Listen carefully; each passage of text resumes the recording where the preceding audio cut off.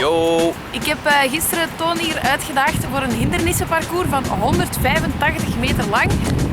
Klein detail, het is op een springkasteel. Daar kon ik niet nee op zeggen, hè. Als Marie mij uitdacht voor een revanche. Dus let's go!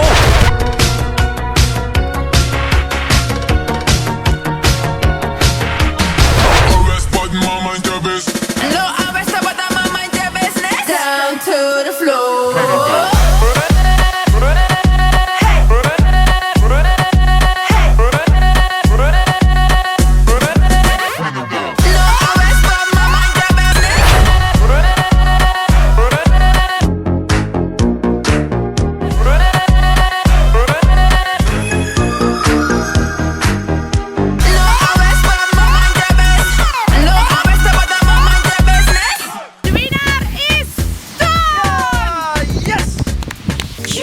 The summer, cue music, you make us cute.